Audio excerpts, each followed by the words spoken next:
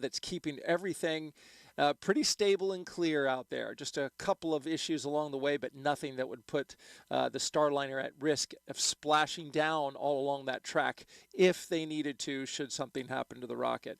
We're looking good so far from out here at Slick 41 and Hangar AE, and we'll send it back to the host desk.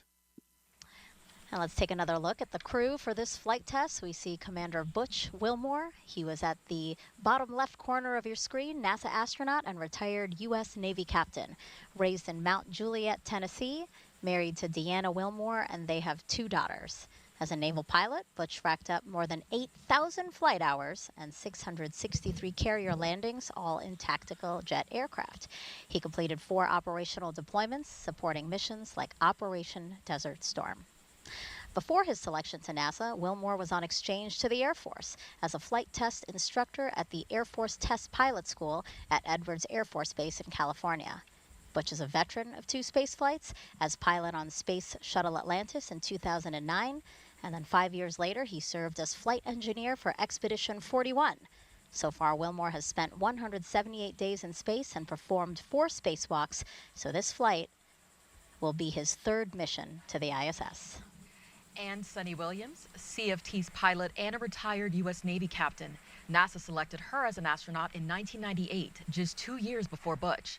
This will also be Sunny's 3rd mission to space, making her the first woman on a test flight of an orbital spacecraft. Her first trip to the ISS launched in 2006. She served as flight engineer for Expeditions 1415. She then returned to the orbiting lab in 2012 and was commander of Expedition 33. Sunny has more than 50 hours of spacewalk time, the 2nd most cumulative time by a female astronaut. So far, she has spent 322 days in space. Before NASA, Sunny was a former naval test pilot and instructor, logging more than 3,000 flight hours in more than 30 different aircraft. Williams grew up in Needham, Massachusetts, and is married to Michael Williams. She enjoys hanging out with their dogs, working out, hiking, and camping, as well as working on cars and houses. As the crew aboard Starliner prepares to launch to the space station, let's take a look at what's in store for Sunny and Butch while on this mission. The mission of the Commercial Crew Program is to provide transportation for astronauts to the International Space Station. Multiple providers provide you redundancy. Redundancy is important, as we know. In our systems, we have redundant systems.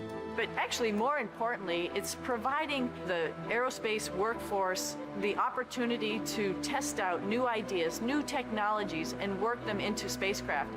Butch and I are the first 2 to fly the Starliner, so this flight will be a crew flight test, so there'll only be 2 on board. We're going to fly it up to the space station, dock it, and test it all out, and then come back home. Everything's new. The procedures are new. We have procedures now that we didn't have a year ago because we've learned as the process has gone forward. We've had 2 test flights uncrewed previously, but this will be the first time we're putting people on it. We're test pilots, and so we're going to be testing the spacecraft in all aspects of the flight, from launch, on orbit, all the way to entry and landing. We're testing out the environmental control system. We're testing out the manual flying of the spacecraft. Then while we're docked to the space station, we have a bunch of tasks to make sure that the spacecraft can act as a lifeboat. And just in case anything bad goes on the International Space Station, the crew on board can come to the Starliner and make sure that they're okay. This has a mode where we call it backup mode, which is your get home mode, if you will. We can, without any communication at all, we can still effect a return to Earth, do a deorbit burn, and hit the point where we're trying to land, even without our computers. You know, that old mantra, failure is not an option.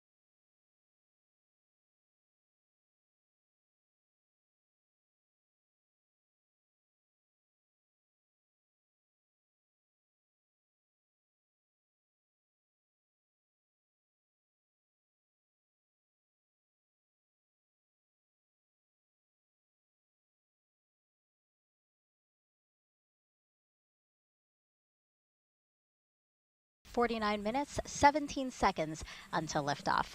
Now, this historic flight test will be a major milestone for United Launch Alliance. NASA's Antonio Jaramillo joins us now with ULA's CEO and president, who has more about this company's road to this moment. Thank you, Megan. Joining me is Tori Bruno, CEO and President of United Launch Alliance. Tori, it's so great to have you back on here. Can you give us a quick recap, first on the issue that occurred during the last launch attempt and how teams resolved it and got us to where we are today?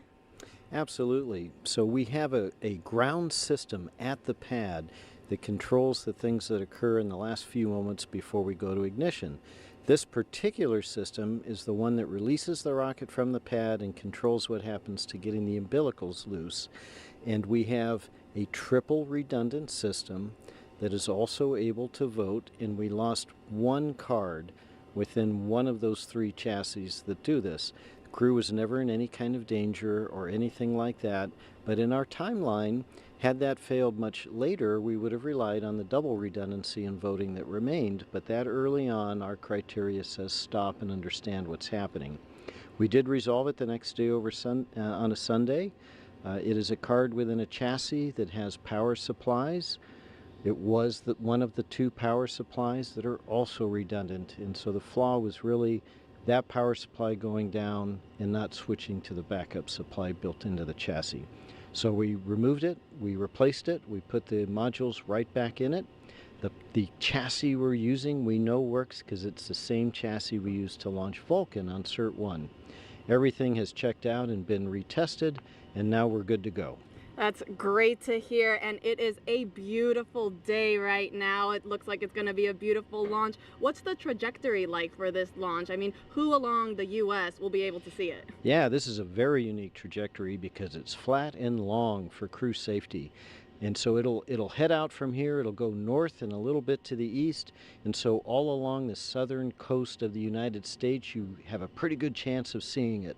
And what that trajectory allows us to do is to have no blackout areas where the crew would be unable to abort the flight, God forbid, in the event of an anomaly. And it delivers them just short of being orbital, so if there were any issues with the capsule's propulsion system, they get a free return safely to the surface of the Earth. So very, very unique for us. We've never flown, apart from the test flights of this capsule, a trajectory that is suborbital before.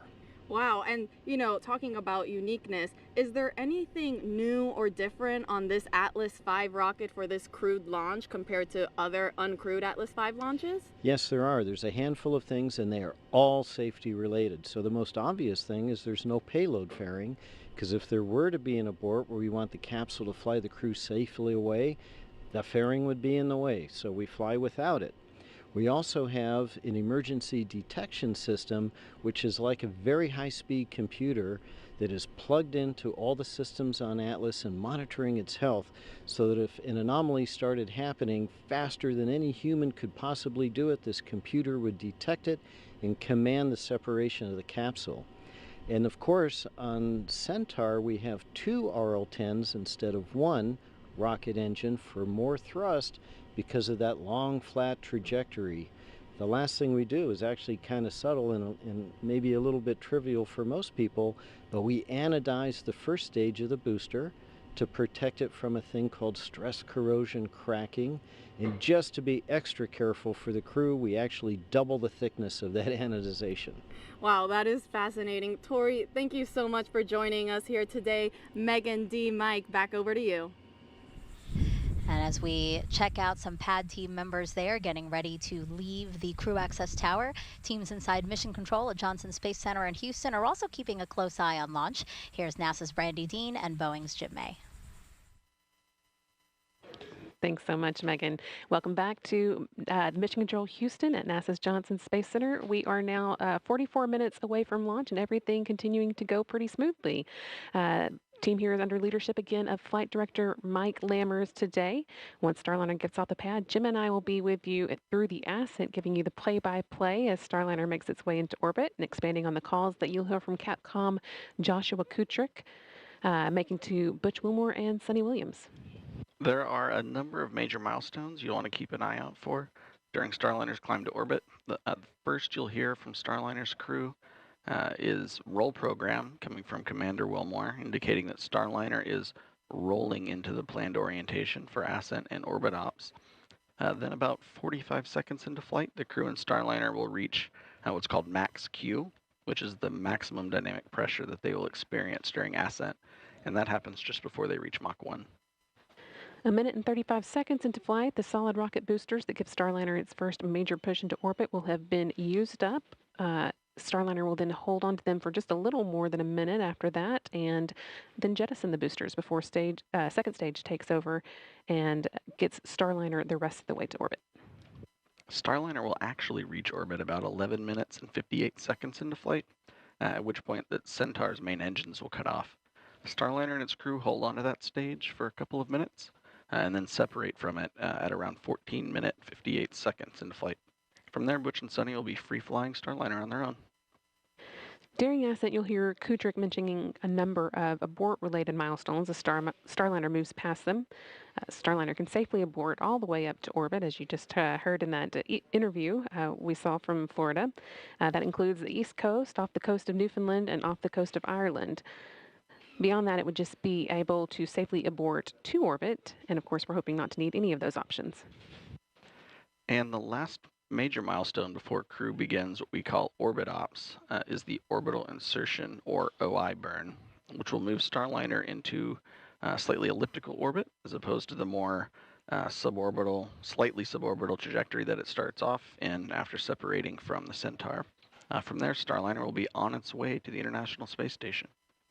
And speaking of the space station, let's check in with Rob Navius and the International Space Station Flight Control Team. Rob?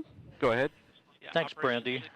Back here in the International Space Station Flight Control Room, flight controllers are keeping tabs on the countdown and monitoring the work on board by the Expedition 71 crew in advance of Starliner's scheduled arrival tomorrow. After docking, NASA astronauts Matt Dominic, Mike Barrett, Jeanette Epps, and Tracy Dyson, along with Station Commander Oleg Kononenko of Roscosmos and fellow cosmonauts Nikolai Chub and Alexander Grabenkin, will be ready to roll out the red carpet as Wilmore and Williams float through the hatch into the Harmony module. Now, the dock timeline is designed to be variable.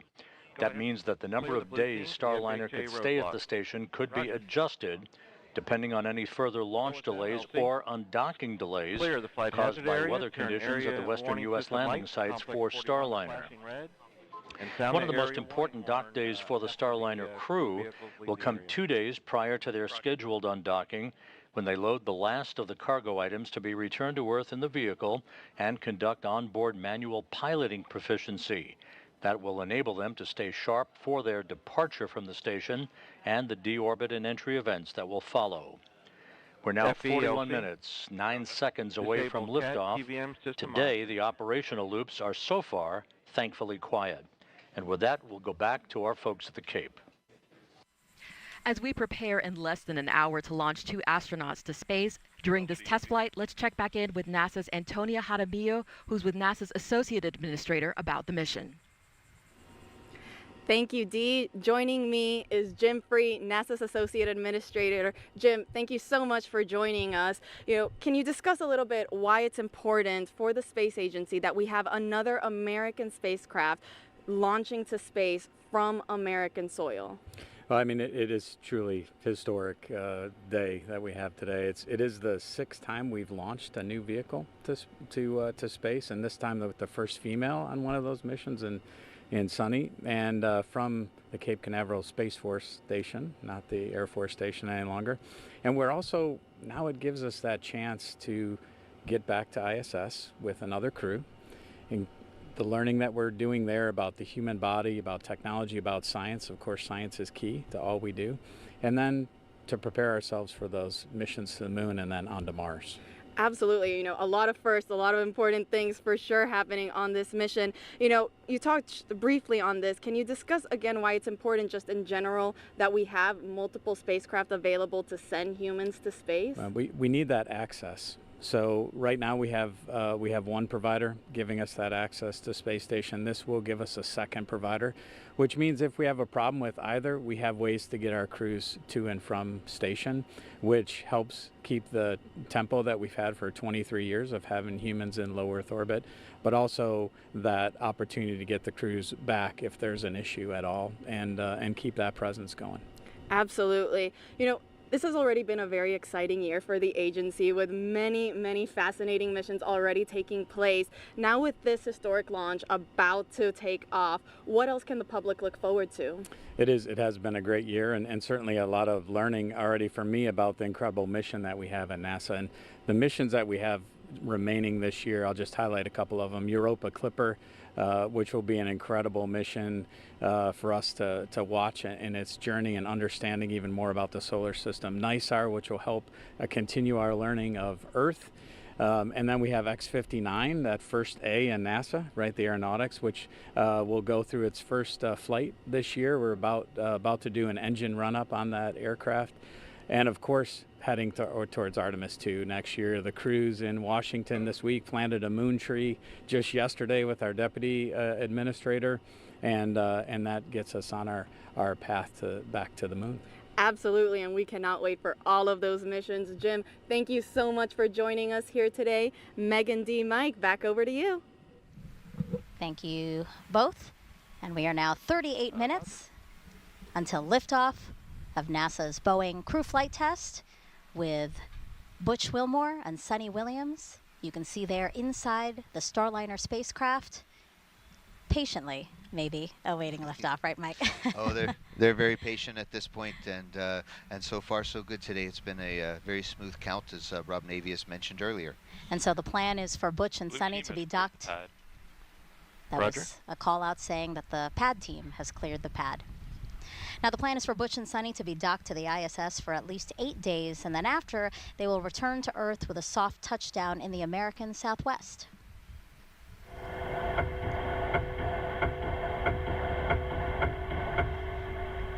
That's video and sound from inside Starliner during its return to Earth 2 years ago as part of the Orbital Flight Test 2 mission. Its heat shield will reach 3,000 degrees Fahrenheit during re-entry. Parachutes then deploy, and the heat shield is discarded to expose Starliner's airbags. The original test pilot you see on the bottom center of your screen, Rosie the Rocketeer, collecting data of what astronauts might experience during landing. Starliner is the first and only American orbital crew capsule to land on land. This allows for quicker access to crew and cargo. It also makes turning the spacecraft around for future missions quicker. But Mike, Starliner can also land in water in the case of an emergency. Absolutely. Starliner has a lot of heritage and commonality with the Orion spacecraft, which lands on water. Starliner is a little bit smaller and a little bit lighter, so it can actually land on land. It has those airbags, as we saw. I can't wait to try them out. That's the first thing I'm going to ask Butch and Sunny about. How are the airbags? Because Soyuz is a little bit hard landing, but everybody's fine. But it's really those airbags, I think, are going to make a difference. But landing on water, we have a different airbag configuration, and so we have a fifth airbag that opens up in the middle, and so it's definitely planned that we could land on water, but we save that only for emergencies, because refurbishing the capsule afterwards is going to be kind of tough with all the saltwater contamination. So we'd really like to land on land. We have 5 spots in the southwest of the United States that we can land on. And I remember Sunny saying that she would much rather land on land because she said she had a lot of anxiety with landing in the water, even after you're back on Earth, because it's such a long rescue process and you're bobbing in the ocean. You know, she said when you land on land, it's done, you're safe. See, that's the Air Force perspective. That's how we always think of things too. The Navy guys, they should like the water, but no, this is jokes aside. That's exactly it. It's a lot easier to find us and a lot more options if and when we land on land. All right, so we're coming up on 35 minutes until liftoff. And here comes a comm check. Yeah, I want to set the stage now for a series of comm checks. Go ahead. Yes, sir. Op 60, step 10, step 20. Blast danger area is clear. Roger. So yeah, we expect to hear repeated communication checks with Capcom in Houston and the crew. This is an opportunity for them to also discuss any anomalies or resolutions to those anomalies, but we've been saying no issues, the team today, so that's great news. And then these comm checks that we'll hear now, we're going to periodically hear them throughout these final 34 minutes. And again, communication is so important, and we want to make sure that those channels are working properly from the crew to everybody else on the ground that's helping to monitor launch. And where we are now, again, the pad team has cleared the pad. So it's just Butch, Sunny, a Starliner, and Atlas and Centaur all That's together. Right. Yep. The first 2 astronauts to fly in Starliner. Go ahead. Yes, sir. I can also give you step 60. Flight hazard area has been cleared of all personnel accounted for. Roger.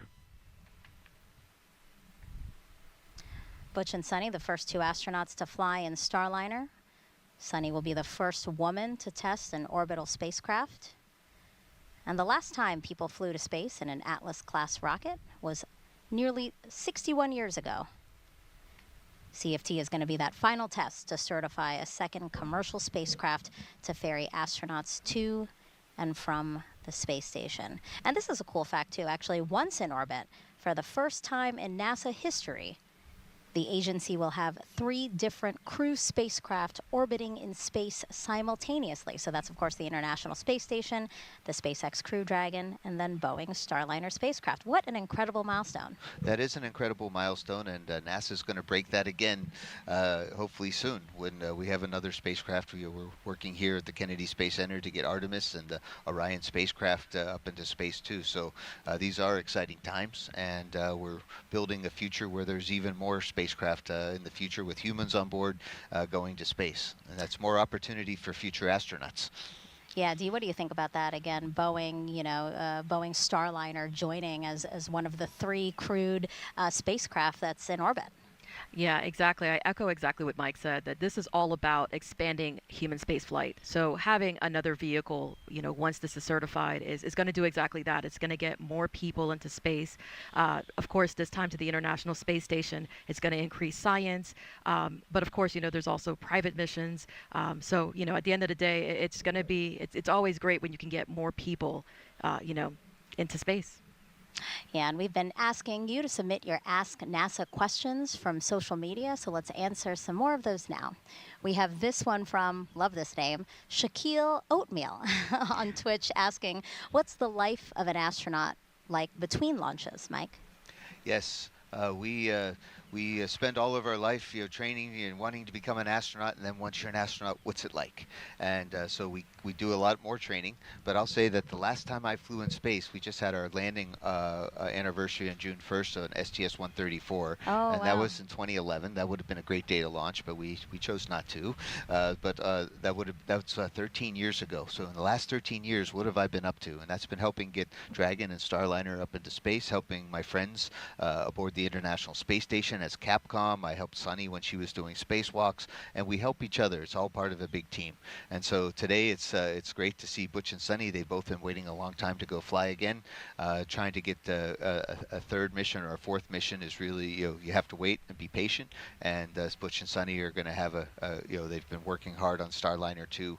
And that's what we do between missions. We help get ready for the next missions and help our friends be ready and support them while they're in space. Yeah, and the commercial crew program is so important because in working with our commercial partners, it really allows NASA to pursue other things, like, again, returning to the moon. Our eyes are set on Mars with the Artemis program. Indeed, and I'll just say I've enjoyed working both with SpaceX and really with Boeing. I mean, when we saw our teammates on the montage earlier, it just it made me tear up a little bit, and I'm not afraid to say that because there's a lot of respect with the team. And let's take another question now. This one is from World Citizen on YouTube asking, does the crew on the space station watch the launch? So right now it's the middle of L minus 30 minutes. 30 minutes to go. RC, conduct weather briefing on Channel 8 Weather Conference Net. Roger. So arm controls, start arm hydraulic final preps. Roger. LOX 1, perform pogo suppressor charge. Roger. Prop 1, perform RD-180 transducer converter calibration. Roger. Peony 2, perform Centaur LH2 SVV cycle test. Roger. That's all the communications between the launch team, basically all the steps that's needed to get us to T0. Yes, less than 30 minutes. Less than 30 minutes left. So aboard the International Space Station, if the crew gets a minute, I do believe that they're beaming up this launch broadcast. So hi to my friends aboard the International Space Station. That they're going to watch the launch. They're very invested in this. They've been waiting for weeks, months for the Starliner to arrive, and we're good friends with the crew on board. So it's going to be very cordial. But yes, I remember watching -29 minutes. the shuttle's launch. And then when my friends landed on either the shuttle or on the Soyuz, we would try to watch the landing coverage too. So certainly we were always watching NASA TV. And we did get a chance to talk to NASA astronauts Tracy Dyson and Jeanette Epps prior to launch. Prop 1, LC. Prop 1, go. Are we complete? Yes, RD-180 transducer converter calibration is complete, and the engine FIV is open. Roger. Flight control. Start flight control. Final prep. Roger. LC, Peony 2. Go ahead. Centaur LH2 SVV cycle tests are complete. Roger.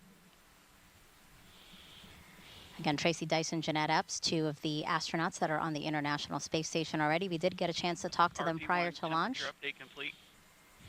And they Roger. said they are ready for Butch and Sunny to arrive. They've gotten their areas all set up for them, so they're really excited to welcome them just about 26 hours after liftoff today. Again, 27 minutes, 53 seconds and counting until liftoff of Butch and Sunny, the first two to fly Boeing Starliner capsule to the International Space Station. Let's go over now to Brandy and Jim inside Mission Control in Houston. Thanks, Megan. Lead crew flight test flight director Mike Lammers is getting ready to poll the flight control team here in Houston for a go or no-go, verifying that all of Starliner systems are ready for launch. Everything is looking good at the moment, and Lammers will use this poll to determine his own response to the final go, no-go poll by the launch conductor just before liftoff. Once we do get into the terminal countdown time frame, there are a few major activities that the team will oversee. The first is Starliner's transition from ground power to battery power. That comes about 18 minutes before launch, and we leave it as late as possible so we can launch with those batteries as... Go ahead. Arm hydraulic final preps are complete. Roger. -27 minutes.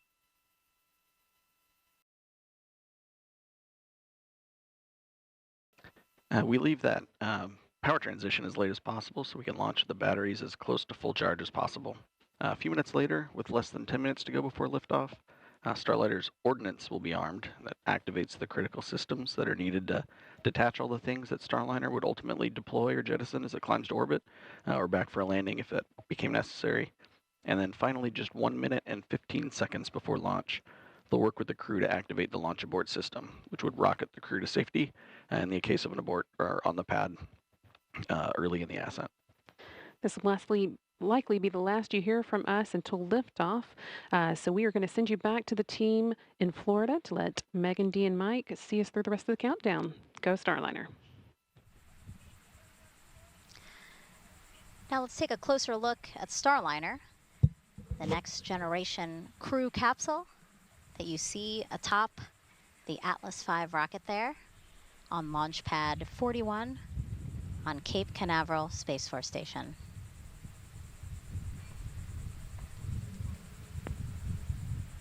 Mike, Starliner is something, like you said, and Butch and Sunny, you guys really have your fingerprints all over that to make it the ride to space that you guys wanted. Indeed, Starliner is definitely Ferguson even called it a astronaut or pilot spacecraft. And so that next generation crew capsule, it measures 16.5 feet tall with a diameter of 15 feet. That's about the size of a mid-size SUV. It was designed to carry up to 7 astronauts or a mix of crew and cargo for missions to the International Space Station. After today's test flight, NASA will fly crews of 4 or 5 with cargo. Starliner is also reusable up to 10 times. I'm sure you're excited for your opportunity to fly in Starliner, Mike. Oh, indeed. We're hopefully Butch and Sunny, along with Calypso, are going to pave the way. We'll be in the other spacecraft that Boeing has. We have 2 capsules, and so again, it's always good to have an extra one and a backup one, and we're looking forward to flying next year. Let's head back over to Johnson now, where we have Rob Navius with an update for us. Rob.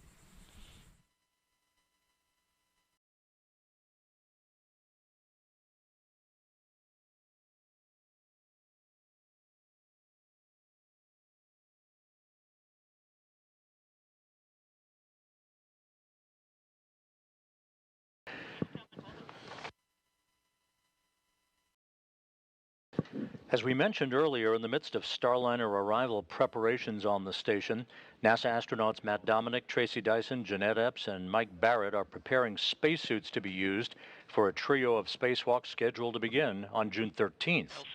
Other maintenance work is also planned for today by the expedition crew as they gear up for the docking of Starliner tomorrow to the forward port of the Harmony module. Once Starliner docks, it will be the 6th visiting vehicle at the International Space Station, a crowded house 260 miles above the Earth. We're standing by here in Mission Control for the Atlas V to take flight and for a new chapter in human spaceflight history to begin just 23 minutes from now. With that, we'll head back now to the Kennedy Space Center.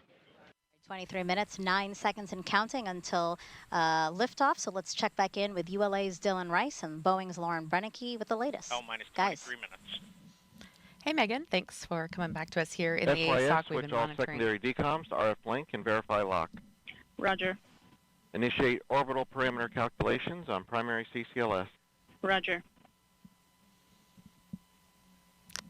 Monitoring those procedures here, and we're coming up on about L minus 22 minutes to launch. And around this time during the last launch attempt, our team worked through what you may have seen a suit pressurization issue. They worked very quickly around this time in the countdown to make sure that everything was going smoothly with this. But when we switched to internal power at L minus 18 minutes, that triggered a small voltage trip, and flight software correctly identified it and turned off the fans. So we quickly turned them back on, just like you would do with your computer, off and on. And today we're going to turn the fan off when we move over to internal power so it doesn't trip again. Then we will turn it back on after. The real difference is that crew will lower their visors about 5 minutes later this time. That action would usually be taken around now or a minute or so from now, and we will listen for that in just a few minutes. The Capcom will tell the crew to put their visors down at that time, and that is a configuration that is needed for proper airflow through their suit. In an emergency, they could pressurize their suits. Go ahead. Plug to pressure charge is complete. Roger. LCSYS. Go ahead. All secondary.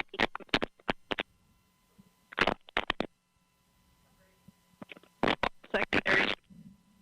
Yeah, you're breaking up, SYS. All secondary verified on RF link. I did copy that. Please check your headset.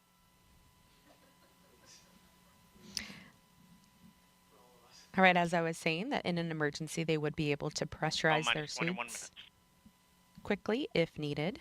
And it's a little different for them this time because, as we mentioned during this broadcast, their helmet is really more of a visor. It lays back like a hoodie on their shirt, and they pull it forward and then just zip it up. And this config also calls for them to deflate their lumbar support and secure their restraints from launch. So once we get to that point, it's really buckle up. It's almost go time. And then the crews will report back when finished. And then while we're talking around L minus 19, we're also going to be looking for the Starliner readiness poll for terminal count. That will happen on a side channel. So I'll be listening for that, and I'll let you know when we hear it. We do have a few polls coming up. That one is short. It will take place in the Boeing Mission Control Center, or BMCC, here in Florida. That is where the spacecraft launch conductor, Brian Gartner, will pull people in that room in charge of the propulsion system. Yeah, you see the room there on your screen. L minus 20 minutes. PNE-1, reinitiate AHB charging. Roger. RLM, verify redline monitor and event table or in the correct configuration for terminal count. The lumbar support. Verify.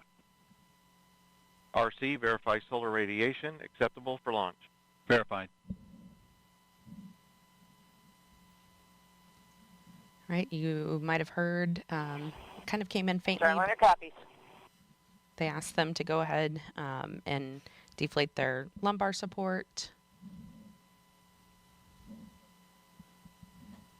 Wasn't sure if we're going to hear a little bit more about that. But again, there will be 3 calls coming up on this Starliner readiness poll for terminal count. They will pull the mission support room manager, or MSR. After launch, the BMCC turns into mission support as things shift over to Houston. They will also poll the spacecraft test conductor, who monitors our power systems. Switch to channel 1. All personnel and visitors remain in present position until launch. Maintain operational silence in the LCC. This is the LC with a terminal count briefing. If a condition exceeds a launch constraint anytime after the terminal count status check, the observer shall announce hold, hold, hold on channel 1, identify their station, and briefly state the reason for the hold.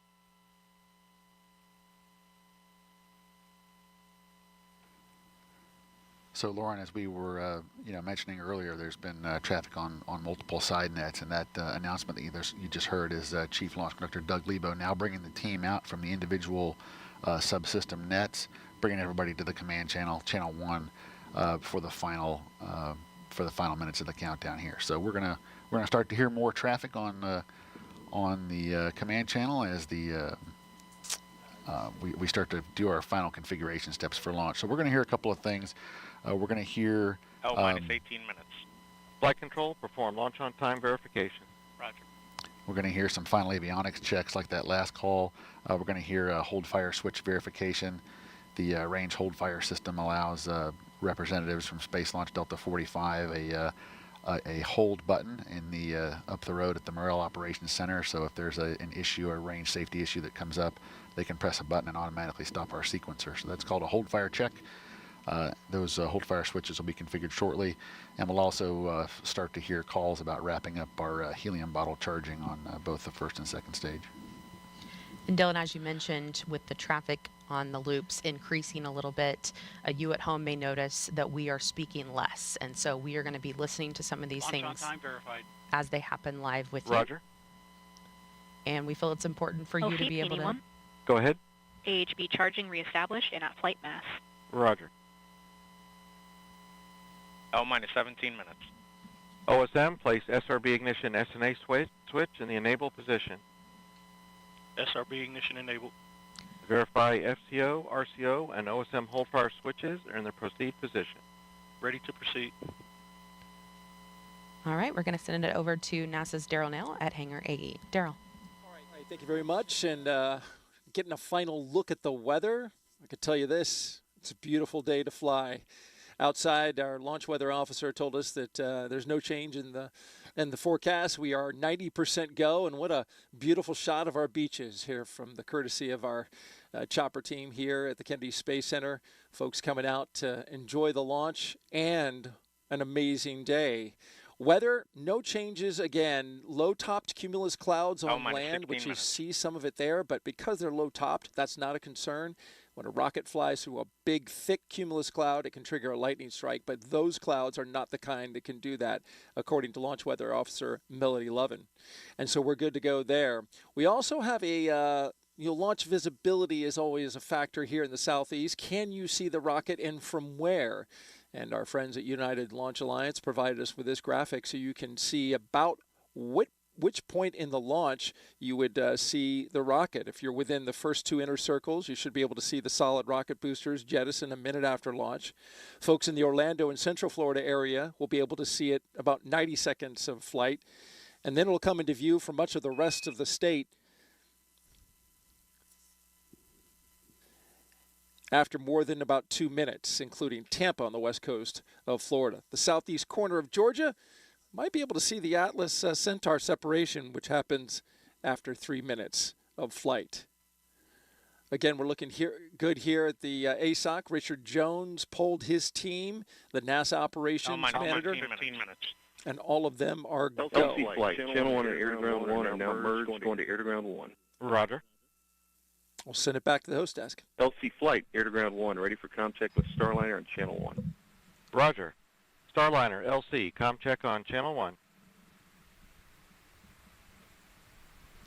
Those are comm checks again LT, between different Starliner, teams. loud and clear. I have you loud and clear also.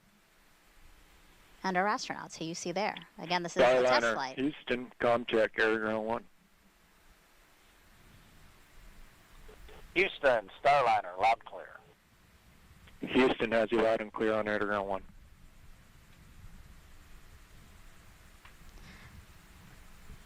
Test flight, and Boeing is working towards certification. To do that, there are a total of 87 flight test objectives and many more operational capability checkouts. So take a look at some of the main objectives with the crew on board. I'll go through a couple of them here. So they will demonstrate the performance of crew-related equipment. The crew will perform hatch operations and transfer emergency equipment. They will also evaluate the vehicle and transfer cargo while in a docked configuration. They'll conform functionality of manual piloting and deorbit with a successful separation of the crew module from the service module. And finally, they will demonstrate Starliner's entry and descent. 13 minutes and 24 seconds from only the 6th time NASA astronauts will launch on a new spacecraft designed for crew. And if you're curious about the previous 5 flights, we have you covered. Check out our video here. Mercury Redstone 3 was the first test flight. Alan Shepard, May 5th, 1961. Gemini 3 with astronauts Gus Grissom and John Young launched March 23rd, 1965. Apollo 7, October 11th, 1968, with Wally Schirra, Don Isley, and Walt Cunningham. STS-1 launched with astronauts John Young and Robert Crippen, and it launched April 12th, 1981. Starliner Houston, your suit fan Bravo is repowered. It looks good. Please close your visors. Column closed. You saw video there of Demo 2, May 2020, Doug Hurley, Bob Benkin. And then, of course, today's NASA's and Boeing's crew flight test with Butch Wilmore, and Sonny Williams. You know, Mike, 12 minutes and 15 seconds to go. How are you feeling? I am excited. I'm grateful to ULA and Boeing and NASA team that we are sharing this historic moment together. Go Starliner. Yeah, our hearts and well wishes are with Butch and Sonny as they make history testing what is poised to be the second commercial crew vehicle that is certified to ferry people to and from the International Space Station. So with 11 minutes and 46 seconds to go, let's send it back over to ULA's Dylan Rice and Boeing's Lauren Brennicke to walk us through the final moments of today's launch countdown. Let's do it, guys. Let's do it, Megan. We just heard the Starliner readiness poll is a go. We know the crew's visors are down now, so we are moving along smoothly into the final 11 minutes and 30 seconds of this countdown. This is an instantaneous launch window today, which means that we will launch when the orbital path for the ISS aligns with the Space Coast. Once we get into orbit, Starliner will be working to catch up with the space station, eventually reaching speeds of more than 17,500 miles per hour. It'll take about 25 hours or so to get there. And we are going to be watching here any minute. Minus 11 minutes. For the crew access arm. Control, so the crew access arm for launch. Roger. Right on cue. Crew access arm about to start moving away from the spacecraft. And Dylan, we will watch it move very slowly today, but it could move much faster if needed. That's right, Lauren. It takes about 2 minutes to rotate the 120 degrees back away from Starliner to its stowed position and latched position on the crew access tower. Here we go. But we could, in the event of an emergency, redeploy it in less than 15 seconds. It's amazing that it can do that. We hope to not have to ever see that happen. After liftoff today, Brandy and Jim will continue commentary from Houston through ascent, spacecraft separation, and the orbital insertion burn.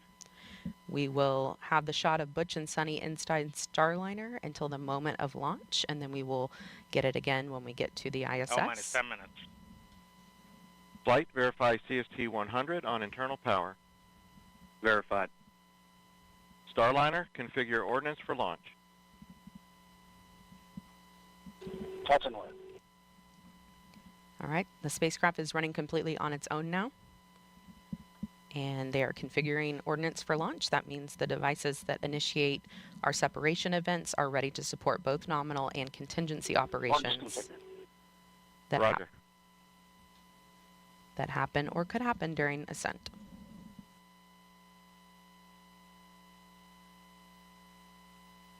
So Lauren, we're just about 2.5 minutes now away from our terminal count status check.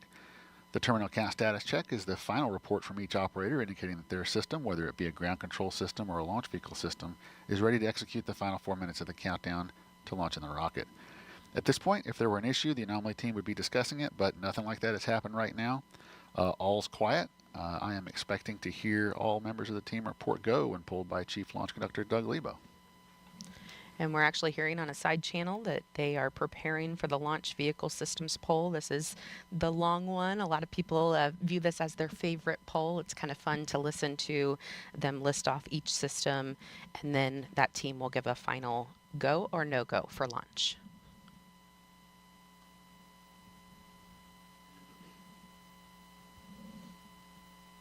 And we will be able to watch cameras on the rocket today, and live telemetry feeding back will provide a real-time look at the spacecraft model when video isn't possible during the ascent as it moves through the dynamic phases.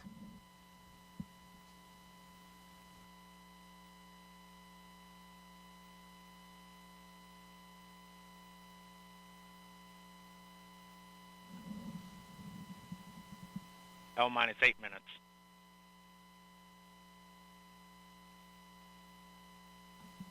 Under 8 minutes before Butch and Sunny head back to a place they consider home. Both of them have spent 2 different stints of about 6 months on the International Space Station, and they are thrilled to be going back for a 3rd time. Sunny told me she even cried the last time she left the space station because she didn't know if she would ever go back. So this flight is a dream for her. LC arm control. Go ahead. True axis arms stowed for launch. Roger. LC switch to ready position. All steps are complete prior to status check.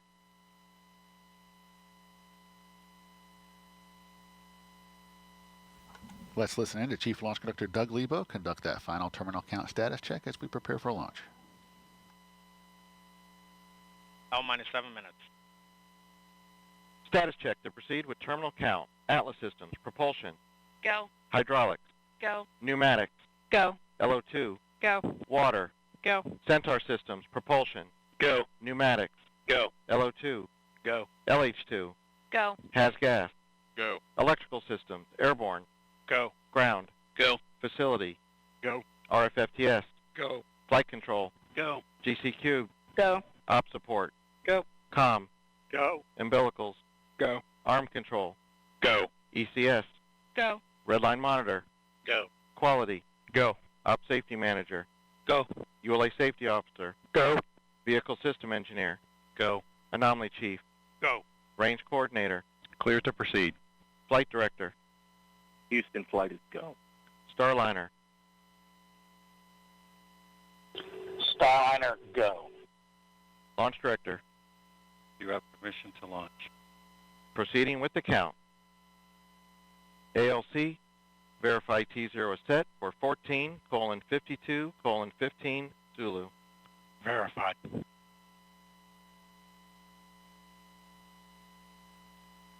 Starliner, net is clear. Thank you, LC.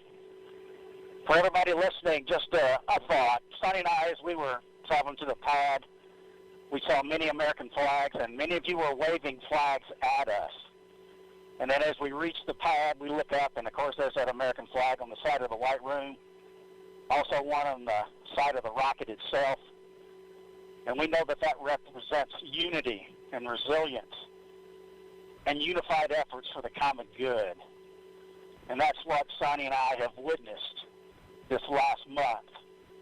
Each of you displaying what this nation's forefathers envisioned, a people committed to God, family, and country, a people who use their gifts and talents for the common good, and are passionate and tough. And we all know that when the going gets tough, and it often does, the tough get going. And you have. And Sonny and I are honored to share this dream of spaceflight with each and every one of you. So with that, LC, let's get going.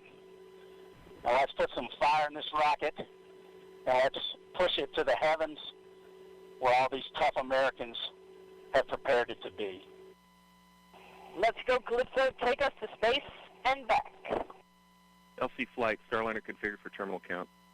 On my mark, Roger. the time will be T-minus 4 minutes and counting. 3, 2, 1, mark.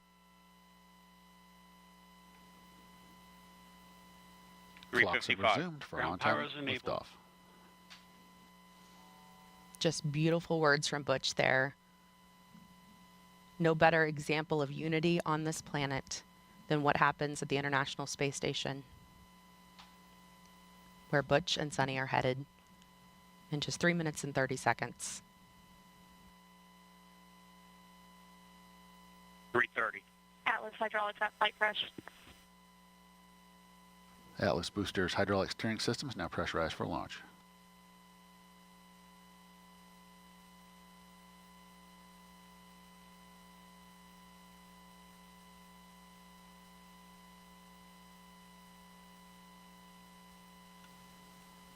Starliner's LAS prop valves are configured for launch, the propulsion valves that need to be open in the case of an abort from the pad. 3 minutes. Pressurizing Atlas tanks. Securing LO2 topping. 250. FTS internal.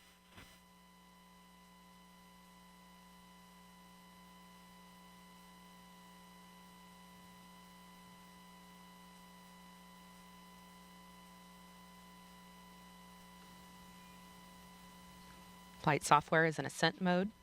It is now set for the uphill climb.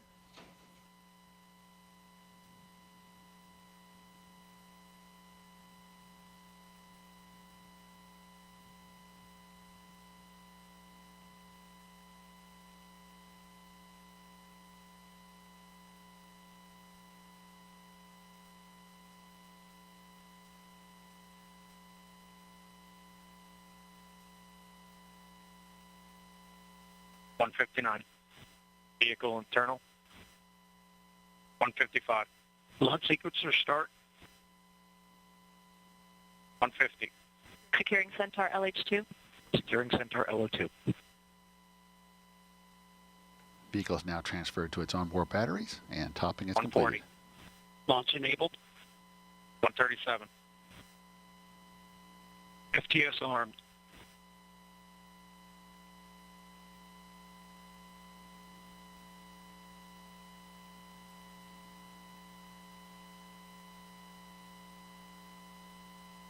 $120. OCU's armed. SCS count started. EDS ascent. Starliner, last arm to auto. Last arm auto. Roger. That call meaning if the emergency detection system on Atlas detects something, Rock report range status. Range green. 54. POP started. it will trigger the launch abort system on Starliner and fire automatically. If that happened, the spacecraft would push itself away from the rocket a mile up and a mile out. Atlas at flight press.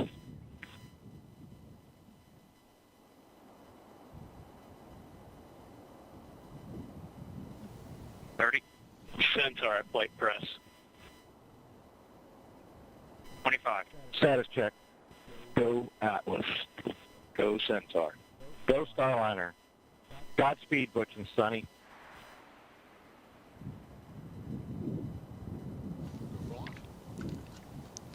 Ten, 9, 8, 7, 6, 5, 4, 3, 2, 1. Ignition. And liftoff of Starliner and Atlas V, carrying 2 American heroes, drawing a line to the stars for all of us.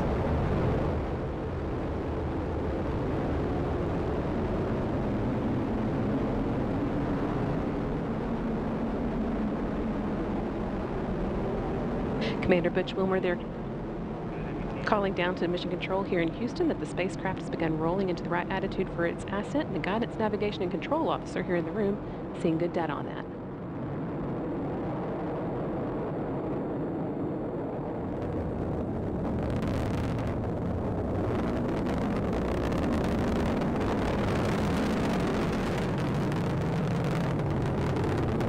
Starliner passing through max Q, or the point of maximum dynamic pressure where the forces of air friction are highest, which in Sunny will shortly be passing through Mach 1, where the speed of sound.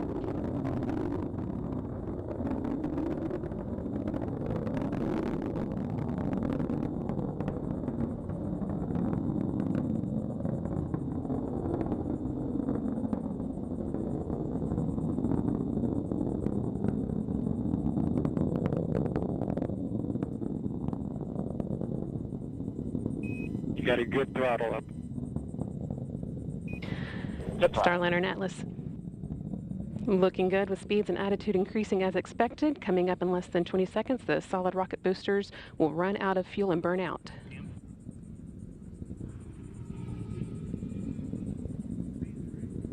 Good SRB burnout.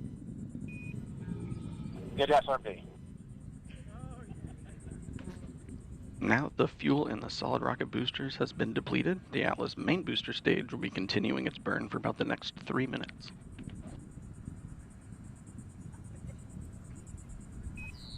Good handle. Good handle. That call, good handle, from Capcom Joshua Kutrick, indicating that the crew now has the ability to initiate an abort manually if needed. All looking good so far. Now 2 minutes into Starliner's flight and coming up on the solid rocket booster jettison at the 2-minute and 40-second mark.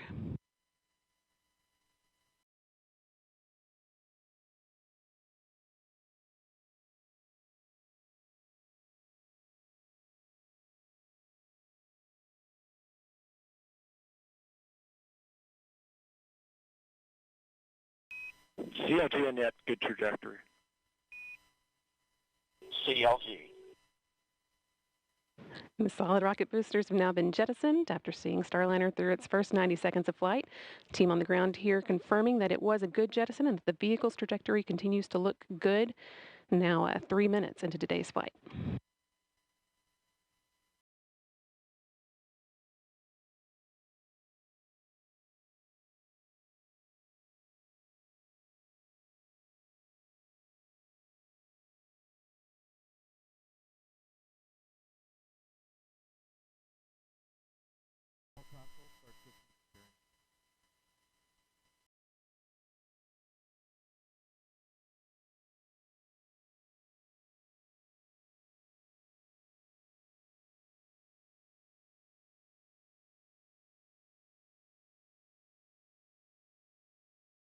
Atlas booster now throttling back to limit the G-forces on Butch and Sunny, trying to limit that to around 3.5 times the force of gravity you would feel while on the ground.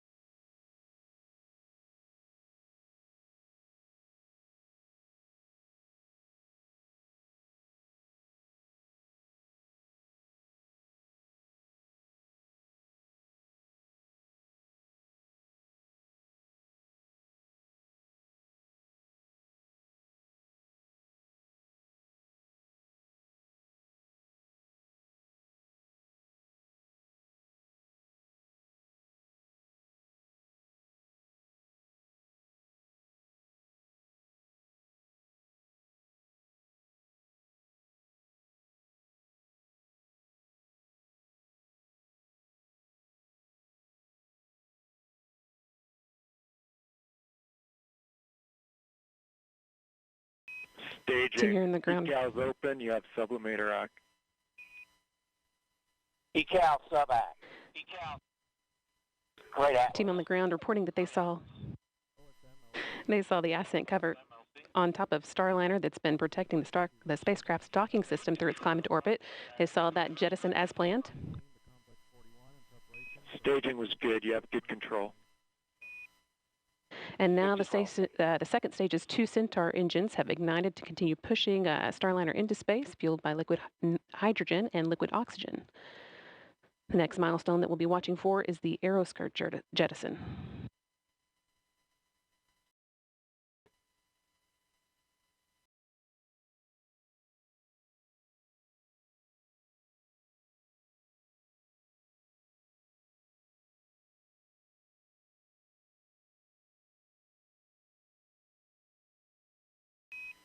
Starliner, you had good booster performance. You're up to plus 31. Plus 31.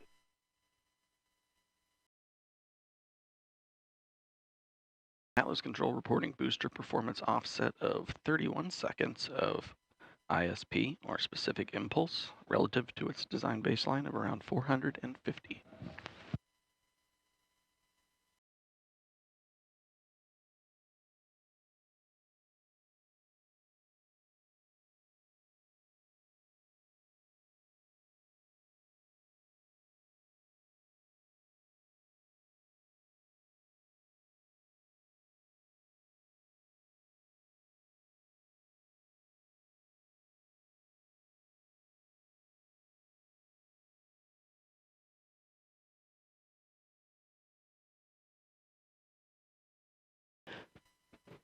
All continuing to perform well, almost 7 minutes into today's flight.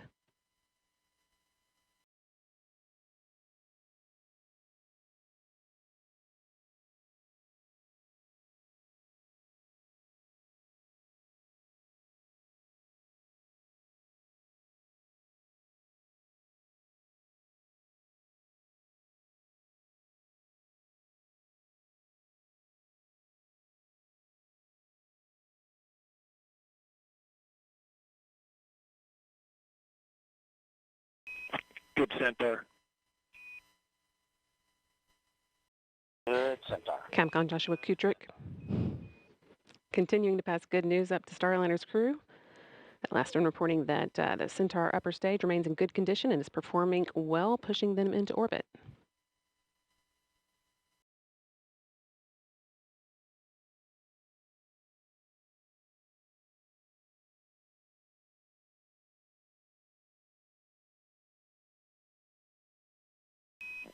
St. John's open. St. John's. Starliner is now entering its first guided abort range, where Starliner would direct itself towards a specific location in the event of abort. In this case, just off the coast of St. John's, the capital of the Canadian province of Newfoundland, Labrador.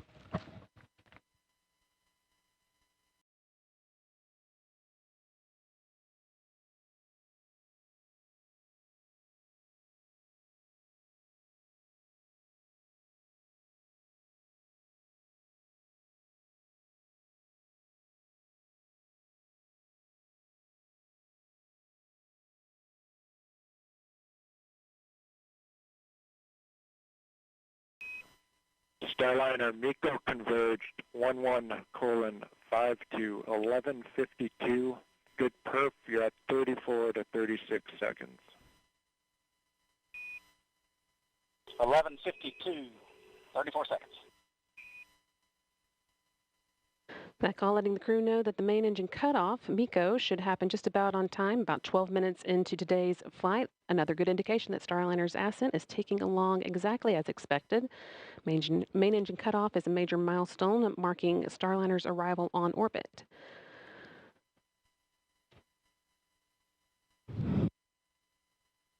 Still got about 2.5 minutes until we get to that, with the spacecraft continuing to perform well, make its way towards orbit.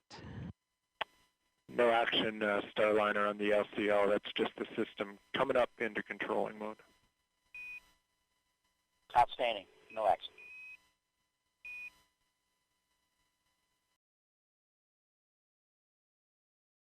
Once the main engine is cut off, the next step will be the launch vehicle separation. That's set to occur just short of 15 minutes after launch, when Starliner will separate from the rocket and fly free in space for the first time.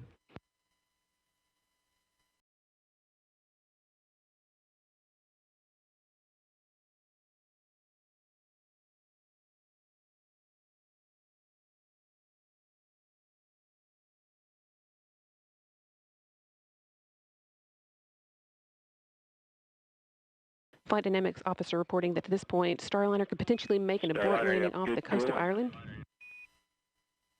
Good cooling. And they're, again, all continuing well, so we're not expecting to need that abort. As Starliner is rapidly approaching orbital velocity, the abort region is only available for just over 1 minute, where Starliner would just continue up to orbit after that.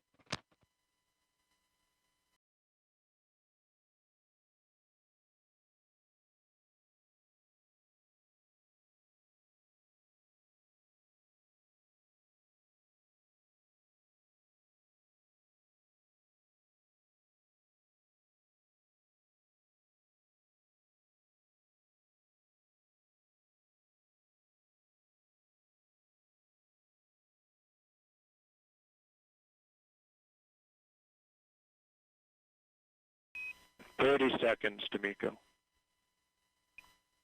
Just 30 seconds to go. Now until main engine cutoff, marking Starliner's arrival on orbit.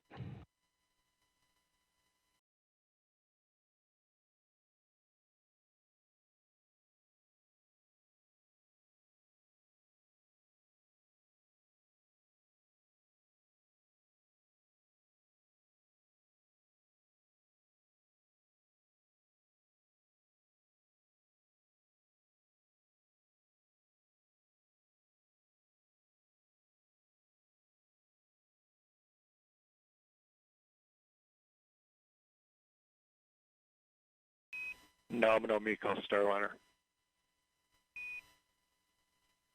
Nominal Miko. And with that nominal Miko call, that's main engine cutoff. We've got good energy, meaning a good velocity for continuing to orbit, and a good plane, meaning Starliner's trajectory is aligned with the International Space Station for rendezvous tomorrow. And with that, Butch Wilmore and Sunny Williams returned to orbit. Individually, they are both extremely experienced astronauts. 14:5 to 14:52.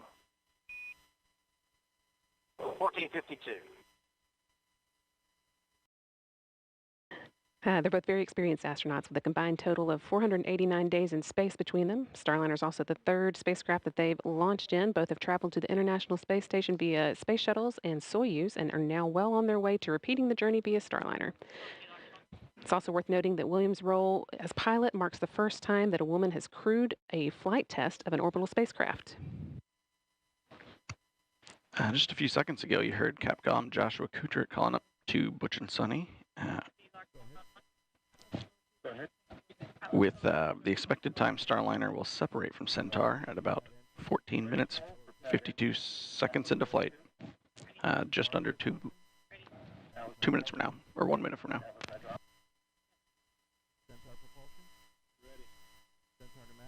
That is actually the last major milestone for Starliner's ascent. All the hard work is done, but we need for Starliner to be flying on its own before it can begin heading towards the International Space Station. There's a slight pause in the action here while Centaur repressurizes and does some attitude control.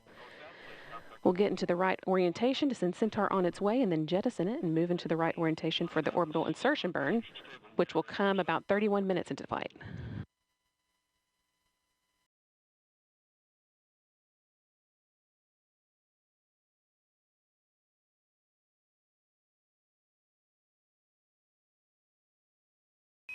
No action on the cabin temp Starliner. No action.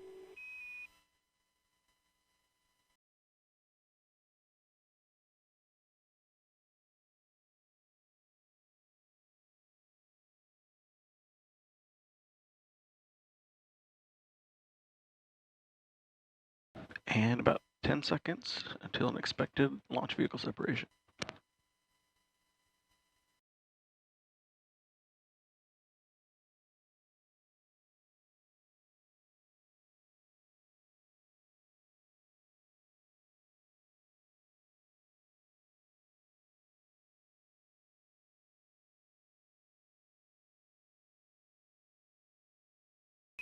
LV SEP confirmed. Good LV SEP.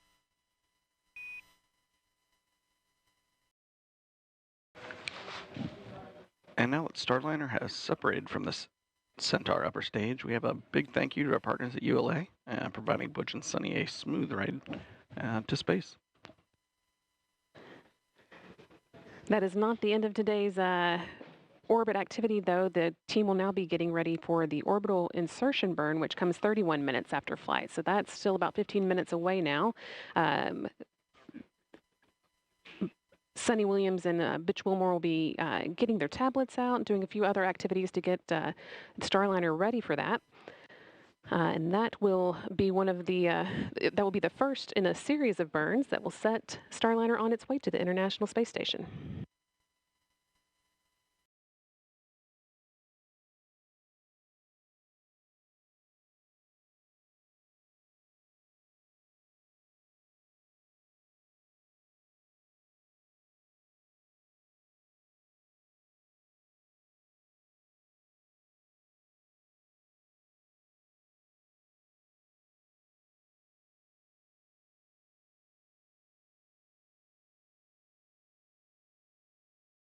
Once again, Starliner with astronauts Butch Wilmore and Sunny Williams on board launched from Florida, the Cape Canaveral Space Force Station, Launch Pad 41 at 9:52 a.m. Central, 10:52 a.m. Eastern today, and they have now made it into orbit. Your nominal TDRS show MDL is active. You have good targeting for OI. Good targeting.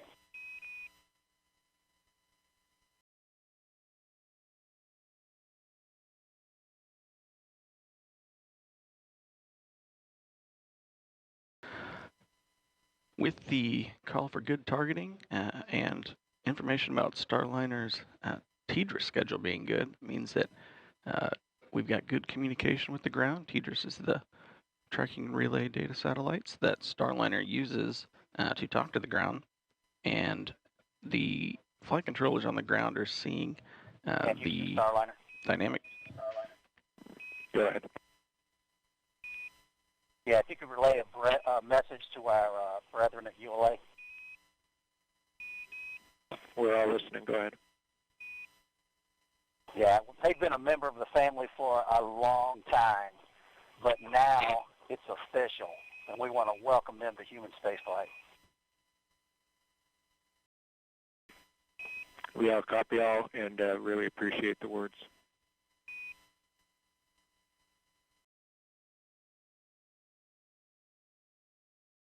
And Houston Starliner, we are on the tablets and in insertion monitor. Copy tablets, we're with you, insertion monitor.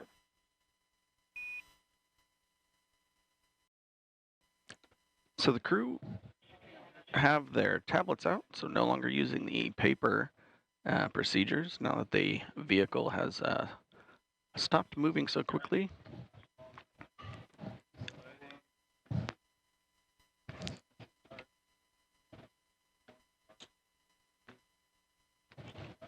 So there's a handful of things that the crew's going to do now, mostly just prepare the inside of the cockpit so they are looking at the right data to prepare for the upcoming orbital insertion burn.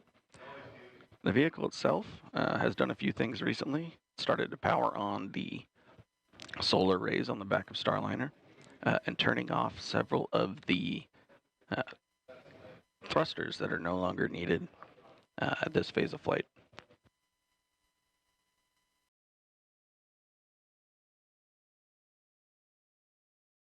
Upcoming in about 4 minutes, Starliner is going to start to orient itself in the direction it needs to do the orbital insertion burn. And the crew inside the vehicle will be turning the wireless access point on and allow them to stream some of the data from the spacecraft onto their procedure tablets.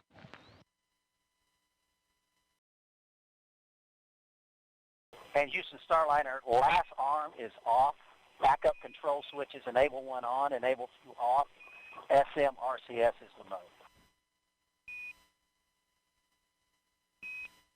We copy off. Enable 1 is on, enable 2 is off. SMRCS, you're in a good config. Good config.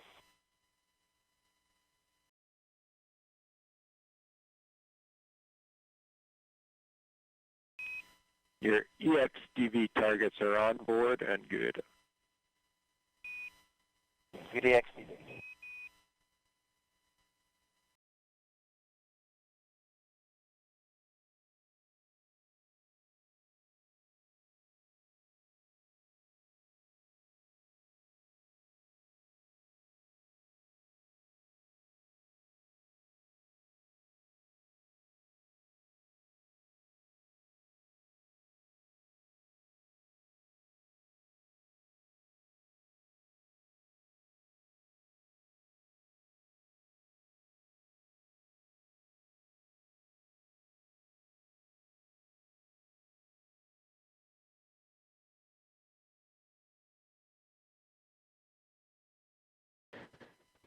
Things will be pretty quiet as Starliner gets into position for the orbital insertion burn. That's still about 10 minutes away. Starliner is actually designed to be pretty autonomous and, in fact, docked with the space station on its last trip around without the help of any crew on board. But we do still want to know that if needed, Butch Wilmore and Sunny Williams could take control and manually abort the spacecraft's approach to the station if they needed to. So to prove that, one of the few things on their agenda after they reach orbit will be to perform a test of the manual piloting mode.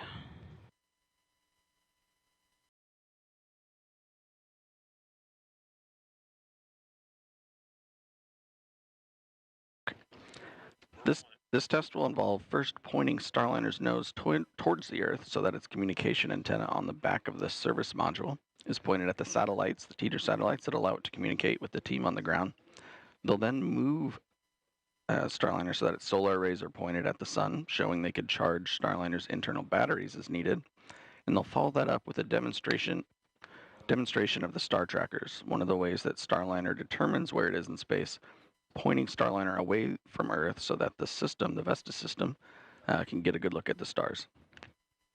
The next step will be for the crew to manually speed Starliner up and then slow back down, which will slightly raise and then lower their orbit and prove that they can manually break away from the orbit that the space station is in if they needed to.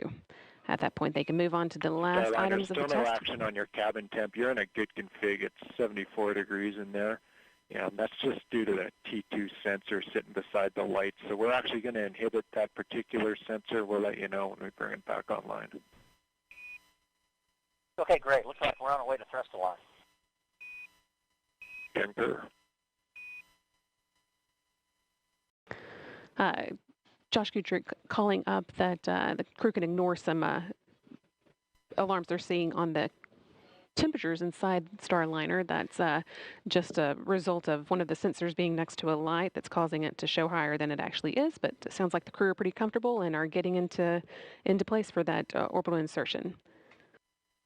As I was saying, after they have manually broken away from the orbit of, proven that they can manually break away from the orbit of the space station, they are going to move on to the last items of their test for tonight. That's manually moving Starliner into the right orientation for re-entering the atmosphere, and then moving back into the attitude that will